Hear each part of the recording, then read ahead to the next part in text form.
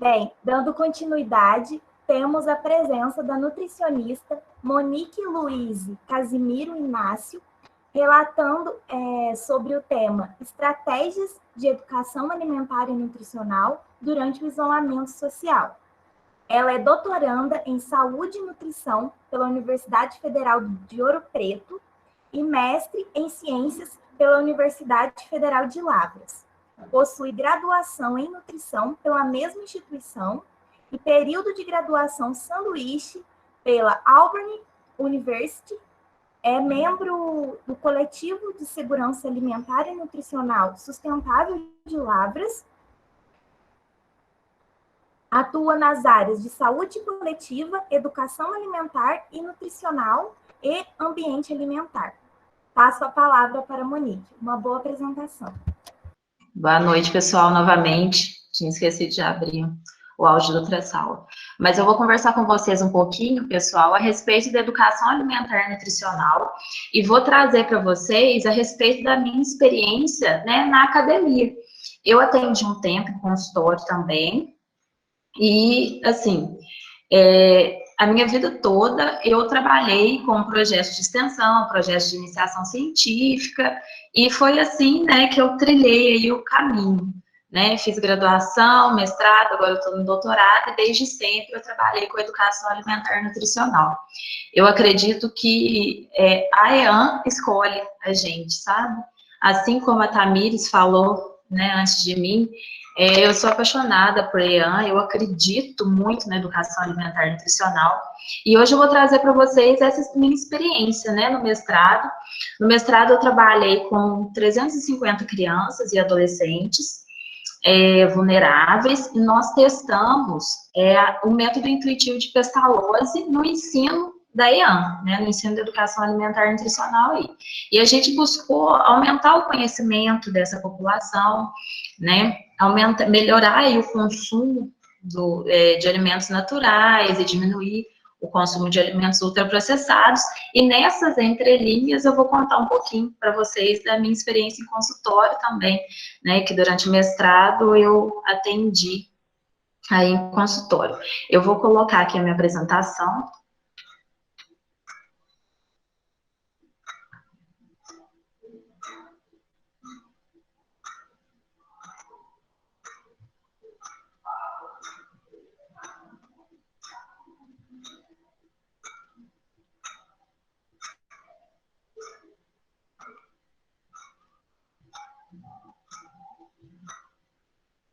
Apareceu nas duas salas, pessoal?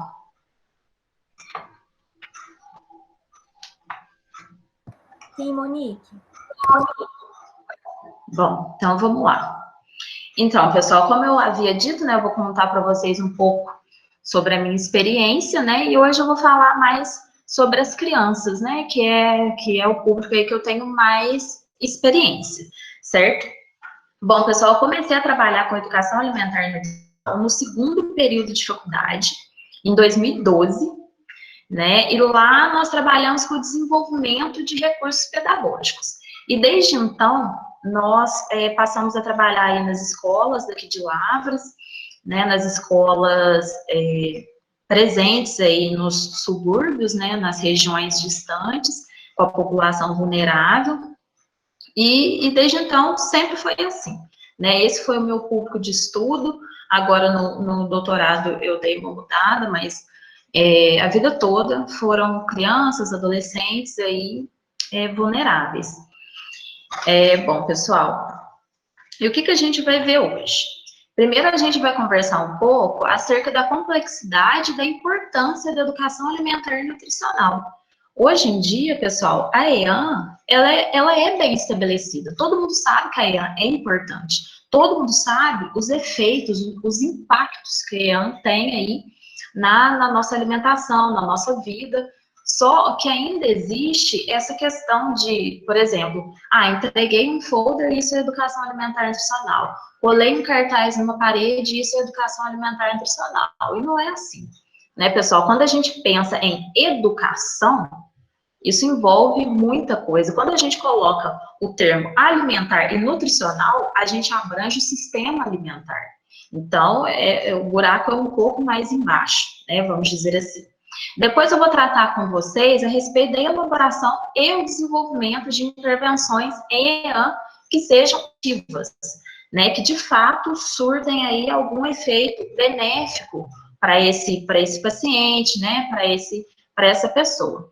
E depois eu vou apresentar para vocês as ações de educação alimentar e nutricional que podem ser desenvolvidas em casa, né, considerando aí a nossa situação de pandemia. Bom, pessoal, em um primeiro momento, eu vou trazer para vocês aqui, né, o que é a educação alimentar e nutricional, como ela é conceituada. Então, pessoal, em 2012, foi criado o marco de referência em educação alimentar e nutricional para as políticas, e que, de fato, foi um marco na EAN. Né? A educação alimentar e nutricional, ela teve um caminho que ela lutou muito para chegar ao que é. Ainda existe um caminho a ser trilhado, certo? E esse marco, ele traz a EAN como uma área do conhecimento, né, de prática contínua, permanente, transdisciplinar, intersetorial, multiprofissional, ou seja, que abrange outras áreas, certo? E que visa aí promover a prática autônoma e voluntária de hábitos alimentares saudáveis. Beleza, Monique, mas o que quer dizer isso? O que significa esse tanto de termo difícil, essas palavras difíceis que a gente nem sabe falar direito? Pessoal, é o seguinte, a educação alimentar e nutricional, quando a gente pensa ela como um campo do conhecimento, eu vou abranger várias outras áreas, vários outros aspectos. Quando eu penso em educação alimentar e nutricional, eu estou pensando em aspectos alimentares, nutricionais, agrícolas, agrários, políticos, econômicos, culturais, certo? São vários aspectos que trabalham juntos e que vão determinar as práticas alimentares e o comportamento alimentar. Não é somente um fator que vai determinar o meu comportamento alimentar, os meus hábitos alimentares. Existe um contexto. Então, é importante a gente considerar todo esse contexto quando a gente vai elaborar e planejar as ações de educação alimentar e nutricional. Certo, pessoal? Pensando em consultório, na época que eu atendia, o que eu fazia? Em um primeiro momento, eu mandava um questionário pré-consulta para eu conhecer minimamente esse paciente, para eu saber quem está chegando até mim. E quando, no caso, né, quando era criança, aí chegava no consultório, eu fazia um questionário, né, uma anamnese bem com os pais e também com a criança. Só que com a criança eu não fazia o questionário. A gente praticava dinâmicas, certo? Brincadeiras. A partir daí, eu já sabia como agir com essa criança. Por exemplo, eu queria saber sobre o consumo alimentar de uma criança. Eu não fazia um recordatório alimentar com ela, um questionário. A gente costumava fazer a dinâmica do prato. Pegava várias figurinhas ou até mesmo os alimentos em biscuit e pedia para a criança, coloca aqui para mim o que você costuma comer no almoço. Coloca aqui para mim o que você costuma comer no jantar. Quantas colheres? Pega essa colher aqui e mostra. Sabe, é nesse sentido. Então, pessoal, quando eu penso em educação alimentar e nutricional, eu tenho que conhecer muito bem com quem eu estou fazendo para que, de fato, ela seja efetiva e permanente, certo? Porque o que acontece também muito na prática seria o paciente atender, né, tudo que a gente gostaria que ele fizesse por um período, mas não fazer isso mais. Então, isso não é bom para a gente quer que ele, de fato mude, né, suas práticas alimentares, os seus hábitos.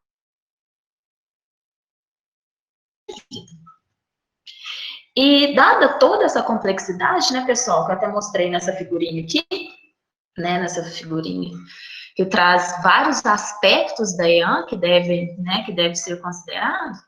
Por que a EAN é tão importante, pessoal?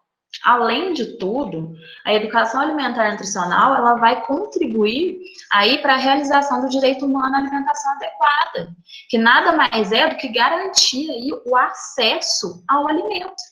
Todas as pessoas têm direito ao alimento, certo? E também vai garantir a segurança alimentar e nutricional, ou seja, garantir alimentos em quantidade e qualidade adequadas. Além disso, a EAN ela vem para valorizar a cultura alimentar, a sustentabilidade, certo? E a geração de autonomia para que essas pessoas, grupos, comunidades, elas estejam empoderadas para adotar as práticas alimentares saudáveis. Ou seja, o nosso objetivo com a EA é justamente esse, é construir conhecimento. Quando eu falo construir conhecimento, sou eu ensinar e eu também aprender com o meu paciente, certo? E é nesse sentido que o paciente, né, o participante, no caso de uma pesquisa, munido de conhecimento, ele consegue aí seguir a vida dele fazendo opções sempre saudáveis, né? Sempre eu digo assim, né, ele saber fazer opções saudáveis, né? Ele ser empoderado, ele saber aí o que ele está fazendo munido aí de conhecimento, certo? E além disso, pessoal, né, como eu disse para vocês, a Ana vem de um assim, ela teve um caminho bem de muita luta, né, para chegar até aqui, né? E hoje em dia, todo mundo sabe da importância da EAN, né? Que ela vem aí na promoção da saúde, né, na promoção da alimentação saudável, e é a estratégia fundamental para enfrentar esses desafios no nosso campo da saúde aí, né? Ela tem uma estratégia, ela é uma estratégia, né, fundamental para a prevenção das doenças crônicas não transmissíveis, por exemplo, né? Então, a EAN, assim, é extremamente importante, né? Agora, pessoal, falando um pouco sobre como é que eu vou elaborar e desenvolver essas intervenções. A primeira coisa que eu preciso saber, pessoal, é o porquê. Porquê dessas intervenções. E como que eu descubro isso? Eu vou identificar as demandas do meu público, certo? Eu vou procurar saber o que esse público precisa.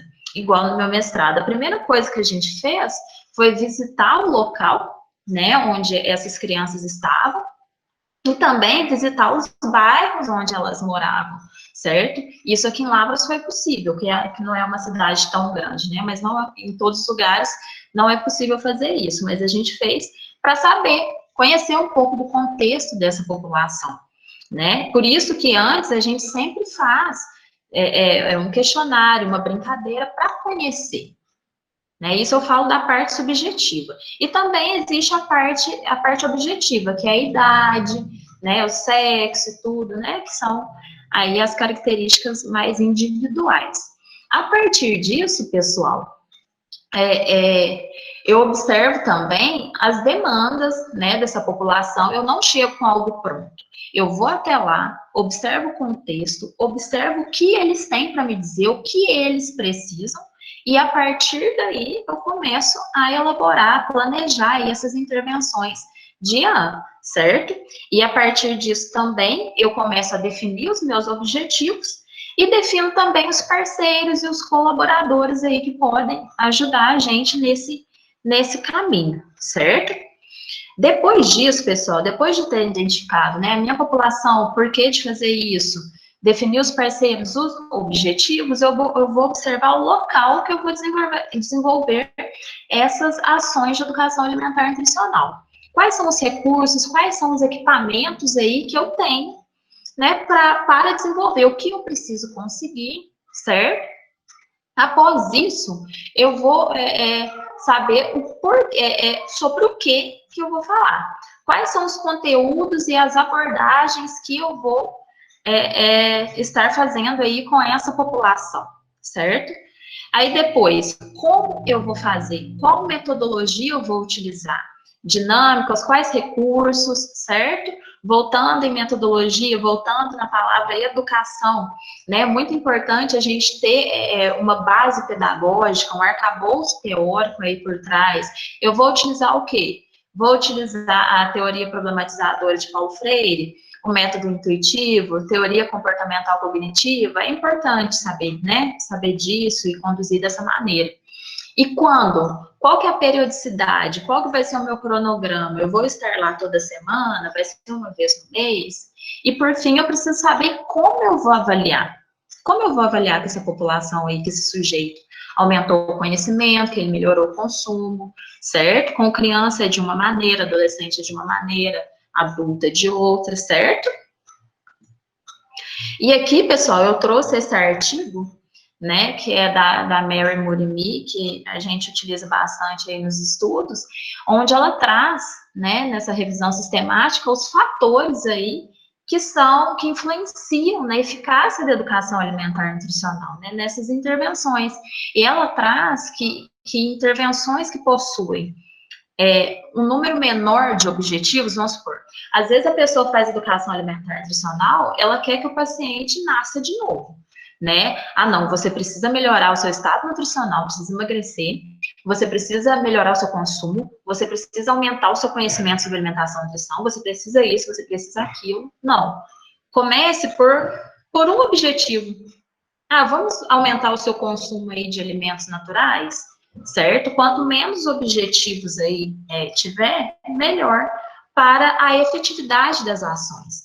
Além disso, ela coloca, né, ela e seus colaboradores nesse estudo, que uma intervenção efetiva de educação alimentar e nutricional que terá resultados duradouros, ela teria que ser entre 3 e 5 meses para mais, certo? Isso a gente volta lá no conceito de ano, né, que é uma prática contínua e permanente, certo? Falar algo para um paciente hoje, achar que ele vai seguir o resto da vida, isso não vai acontecer. É contínuo, certo? E, além disso, ela traz no estudo a importância de se utilizar uma base pedagógica, que é o que eu falei para vocês aí, ali atrás, né? Então, assim, são fatores que a gente deve considerar, certo? E aqui, pessoal, eu trouxe esse artigo, que eu imagino que vocês já tenham visto pelo menos uma vez na vida, da Maria Cristina Faber-Bogg, que ela tem, assim, um impacto muito grande na EAN aqui no país. Mas eu quis trazer ele porque, por mais que seja bem antigo, ele é super atual, porque ele traz a diferença da educação alimentar e nutricional para a orientação nutricional, né? Na época ainda era educação nutricional, né? Esse termo, educação alimentar e nutricional, ele veio no final aí dos anos 90 para 2000, né? Justamente por isso, porque o termo, ele abrange o todo. Quando eu penso em nutricional apenas, eu falo somente de nutrientes, certo? E educação alimentar, eu falo somente de alimentos. Agora, quando eu coloco educação alimentar e nutricional, eu consigo abranger o todo, eu consigo abranger aí esse sistema alimentar. E daí, pessoal, o que a Bogg traz? Eu vou me ater mais aí na educação alimentar e nutricional. E o que ela fala, né? Que a educação alimentar e nutricional, ela tem a ênfase de modificar e melhorar o hábito alimentar a médio e a longo prazo. Não é algo assim, né, imediato, como é o caso da orientação. Além disso, a educação alimentar e nutricional, como eu disse lá no início, ela se preocupa com a cultura desse paciente. Ela se preocupa com o ato de comer, com a comida, com o conhecimento desse paciente, certo? Também, a doença, né, e a consequente necessidade de mudança de hábitos, ela pode ser considerada como uma oportunidade de crescimento, certo? Desenvolvimento social. Agora, por outro lado, na orientação nutricional, seria a doença, o sintoma, é sempre um fato negativo, né, que deve ser eliminado, controlado rapidamente. Além disso, na educação alimentar e nutricional, que eu acho que é o primordial, é que a gente busca a autonomia do paciente. A gente quer que ele saia ali, que ele saiba fazer suas escolhas, que ele consiga seguir sozinho, que ele não dependa da gente a vida toda, né? Ao contrário da orientação também, né? E também, o profissional responsável, ele é um parceiro na resolução dos problemas. Ele não é autoritário, certo? Ele não vai jogar na sua cara, por que você fez errado? Não, tá junto. Isso os erros, né, fazem parte do processo. Isso daqui também ela traz nessa parte da tabela, né? Como eu disse, né? Eu acabei de falar. A descontinuidade no processo de mudança nos hábitos alimentares e as transgressões são consideradas etapas previsíveis. É normal a pessoa se desmotivar em algum momento, é normal, né, errar de alguma maneira. Isso é normal. Isso não quer dizer que ela não vai conseguir. Além disso, existe essa ênfase aí nos aspectos de relacionamento do profissional, né, cliente, ou no paciente e na dialogicidade. O que quer dizer isso daqui? Existe uma conexão, né? Quando a gente faz educação alimentar nutricional, a gente busca uma conexão com o nosso paciente, certo? Não é uma ênfase na prescrição dietética, não é aquilo meio que, não é horizontal, sabe? Existe também a avaliação objetiva e subjetiva, né, da evolução do paciente. Na orientação existe a predominância ou uso exclusivo de métodos objetivos de avaliação, ou seja, é o peso, se o peso estiver bom, aí perdeu, ótimo. Né? Na educação alimentar e nutricional não é isso. Né? A gente vê, melhorou o sono, melhorou a performance, né, se faz exercício físico, né, são várias outras coisas aí que a gente avalia. E, por fim, o objetivo do processo é estabelecido em função das necessidades detectadas que são discutidas com o paciente e das perspectivas e esperanças desse paciente. Ou seja, eu observo a demanda desse paciente. Como eu disse, é algo horizontal, eu não me coloco acima desse paciente, certo? E aqui, pessoal, entrando já nas ações de IAN, eu trouxe alguns materiais que eu acho extremamente importante, né, para quem gosta dessa área, né, considerar.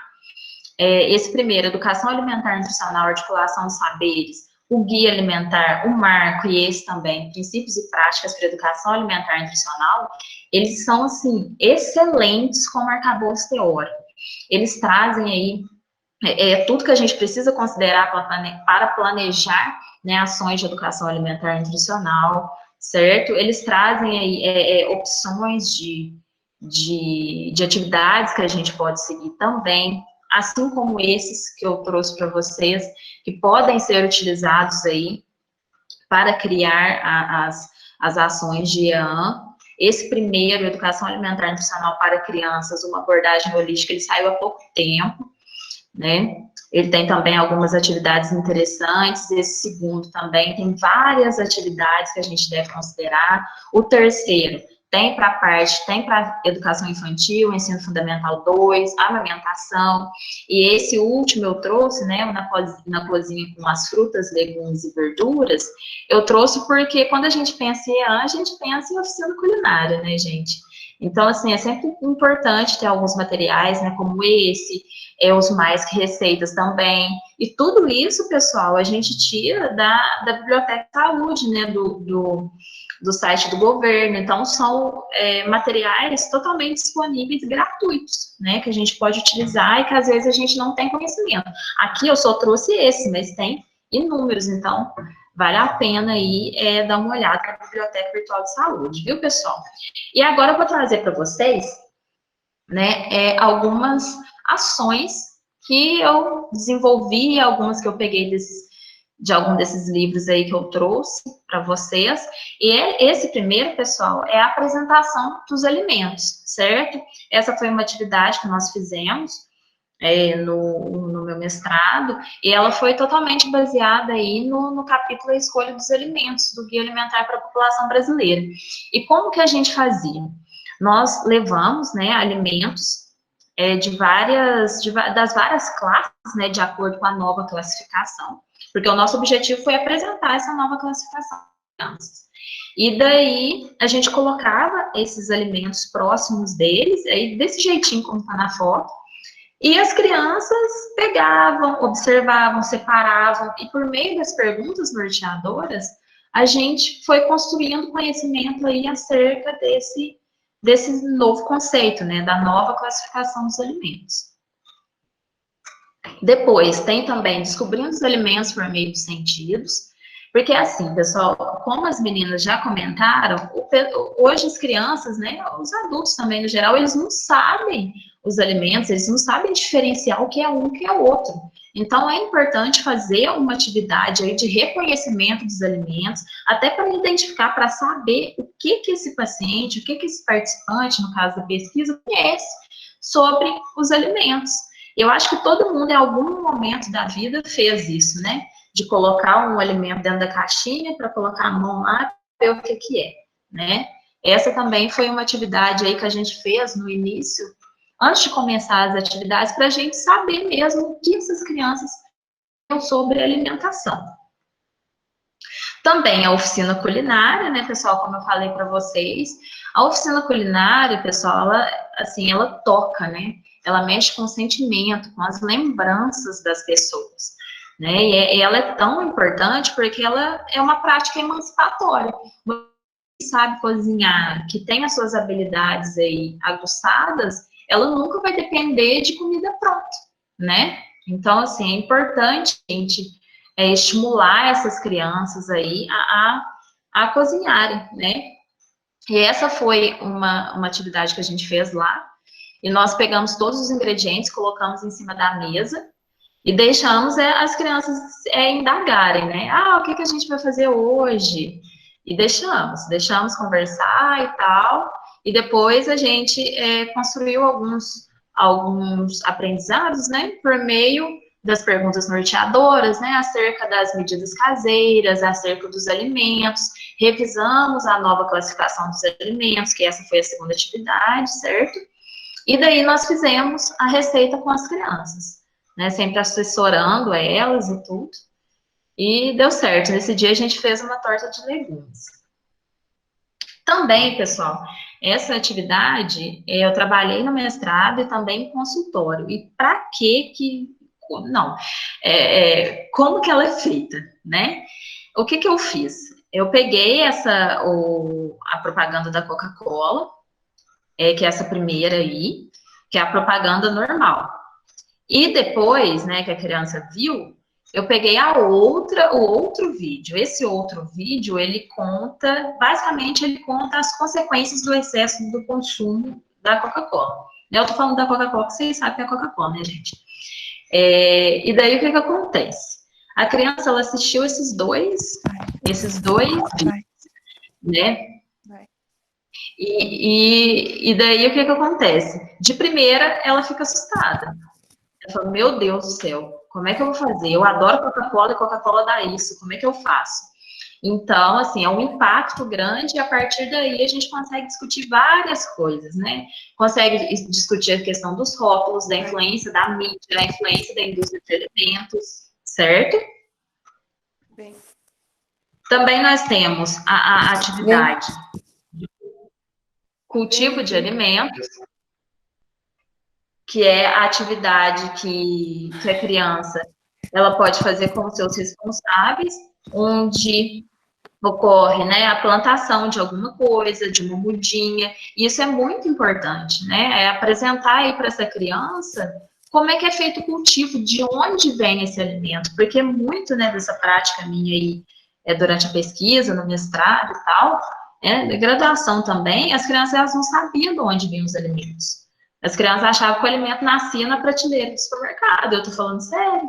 Né? Então, essa atividade cultivo dos alimentos, ela vem justamente para isso, né? Para mostrar aí para essa criança da onde vem o alimento. E essa atividade aqui, se eu não me engano, é a última, ela vem em complemento da outra. E como seria? Essa atividade aqui, a gente pega uma foto, né, de um pratinho, coloca as figuras dos alimentos e daí a gente vai começando com as perguntas norteadoras. Né? Quem que produz essa comida que você está comendo? E daí a criança vai falando e isso a gente abrange todo o sistema alimentar, certo? Isso aí também está no documento do governo. Então, pessoal, hoje o que eu tinha para apresentar para vocês era isso, viu? Respeito, né, da prática da EAN, que pode ser realizada em casa durante o período de pandemia, e eu trouxe aí essa frase do nosso mestre Paulo Freire para refletir, né? Não é possível refazer este país, democratizá-lo, humanizá-lo, torná-lo sério, com pessoas brincando de matar gente, ofendendo a vida, destruindo o sonho, inviabilizando o amor. Se a educação sozinha não transformar a sociedade, sem ela tampouco a sociedade muda. E é isso, pessoal. Obrigada pela atenção.